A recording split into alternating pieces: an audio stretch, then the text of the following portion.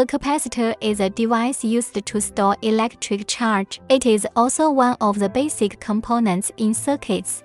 Capacitors are commonly referred to as capacitors. Its normal working method is charging and discharging.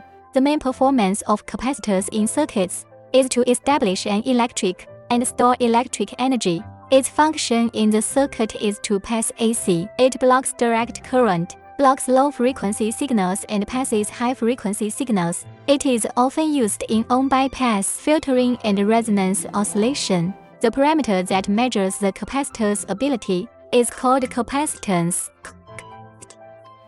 It is represented by C. In the International System of Units, it is expressed in farad, microfarad, and picofarad. Let's take a look at this circuit board. Can you tell me which device on this circuit board, which component is a capacitor? In this class, we will learn to identify capacitors. Let's first learn about the classification of capacitors. The types of capacitors. There are many types of capacitors, and there are many classification methods. It can be classified according to whether the capacitance is adjustable. It can be divided into fixed, variable capacitors and fine-tuning capacitors.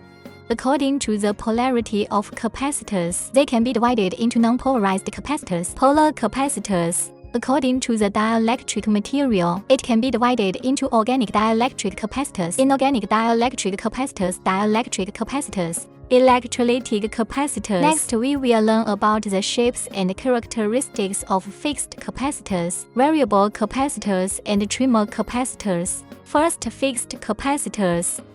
The shape and characteristics of a fixed capacitor. A fixed capacitor is a capacitor with capacitors, which are divided into polarized and non-polarized. Fixed capacitors can be divided according to dielectric materials. Ceramic capacitors, paper, plastic, film capacitors. Electrolytic capacitors and glass capacitors. Paper dielectric capacitors have simple manufacturing process, low price, large volume, with high loss and poor stability, and have a large inherent inductance. It is not suitable for use in circuits with high frequencies. Ceramic capacitors, paper, plastic, film, nonpolar inorganic dielectric capacitors. A capacitor made of ceramic material is dielectric. Ceramic capacitors are small inside, good heat resistance, high insulation resistance, and has good stability. It is suitable for high and low frequency circuits. Polyester capacitor. Polyester capacitors are non-polar organic dielectric capacitors. It is made of polyester film. It has large size, large capacity, low cost. It has good insulation, heat resistance, pressure resistance, and moisture resistance. Its stability is poor. It is suitable for circuits with low stability requirements. Glass capacitors are nonpolar and nonpolar dielectric. It has a large dielectric. It's high temperature resistant, moisture resistant, and low loss. Micro capacitor. Micro capacitors belong to nonpolar and nonpolar dielectric capacitors. It uses micro as low dielectric, high insulation resistance, and small temperature coefficient. It has high capacitance, accuracy, and good frequency characteristics. Expensive small capacitors. It is suitable for high-frequency circuits. Film capacitors are non-polar capacitors. It has high insulation resistance, frequency response, and the dielectric loss is very small. According to the type of plastic film, they are called polysilicon capacitors. Polypropylene capacitor, polystyrene capacitor, and polycarbonate capacitor. Aluminum electrolytic capacitors. Aluminum electrolytic capacitors are polarized.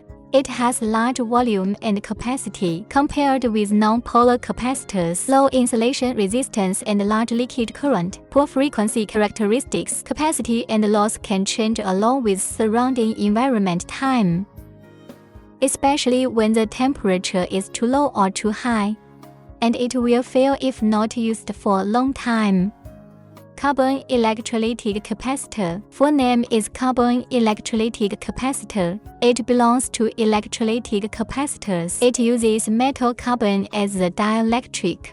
Tantalum capacitors do not require the process of using aluminum-coated capacitor paper for firing like ordinary electrolytic capacitors do. It has almost no inductance. The structure of a surface mount really includes 3 parts: ceramic dielectric, metal inner electrode, metal outer electrode, multilayer ceramic capacitors. It is a multilayered structure.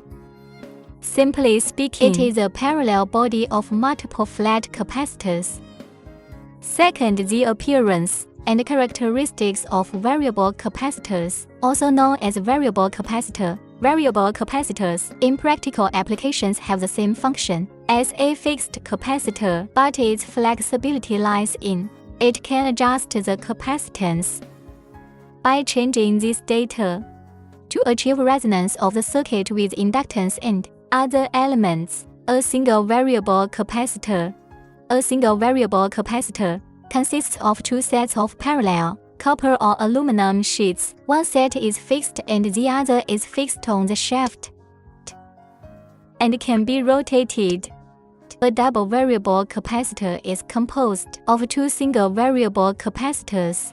It has 2 sets of fixed plates and 2 sets of moving plates are connected to the same shaft. When adjusting, the capacitance of the 2 variable capacitors is adjusted semi-variable capacitor. Between the fixed and moving plates of L variable capacitor is L. Organic film variable capacitor. Organic film between the fixed and moving plates of the variable capacitor dielectric is an organic film.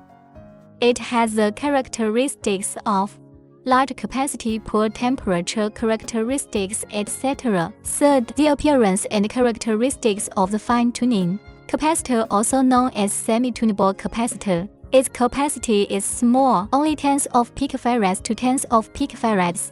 A small adjustment range in various adjustment and oscillation circuits, used as compensation capacitors or correction capacitors. Generally, there are through-hole and surface mount types. Fourth, the charging and discharging characteristics of a maintenance staff in a certain area cut off a set of capacitors from the highway for inspection. Due to the urgent task, the capacitor was just touched for nearly an hour.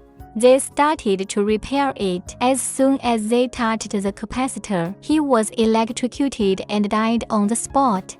After the accident, many people were puzzled by this. They think since the capacitor had been disconnected from the grid, why was it still charged? Next, let's learn about the charging and discharging characteristics of capacitors. Charging and discharging capacitors takes time. The charging and discharging process is actually accumulation and dissipation of charges on capacitors. Since the change in charge takes time, so charging and discharging also takes time. At the beginning of the charging process, the charging current is large and rises rapidly. As time goes by, the charging current gradually decreases and the rising speed becomes slower and approaches the power supply voltage. Theoretically, to fully charge the capacitor, to complete the charging process, it takes an infinite amount of time. Similarly, in the initial stage of discharging, the voltage you see and current I see also change rapidly. But later it becomes slow. In summary, we can draw the following conclusions. First, the charging and discharging of capacitors. The process of storing and releasing charges, or the process of storing and releasing electrical energy. Second, capacitors can block direct current and pass AC. Third, the speed of capacitor charging depends on the parameters of the circuit, usually expressed by time constant. The time constant how equals R times C unit S. Now please think about it. We mentioned the maintenance staff in a certain area. Why was he electrocuted when he touched the capacitor and died on the spot? The reason is simple. Although the capacitor was removed, it takes a while to discharge completely. So as soon as we touch the capacitor, we were knocked down by the voltage on the or even die. In this class, we learned the role of capacitors in electronic circuits. It mainly plays the role of AC path DC isolation and high frequencies. We also learned about the common capacitor types in circuits after class. Please think about. Capacitors can store energy, and batteries can store energy. So what is the difference between capacitors and batteries?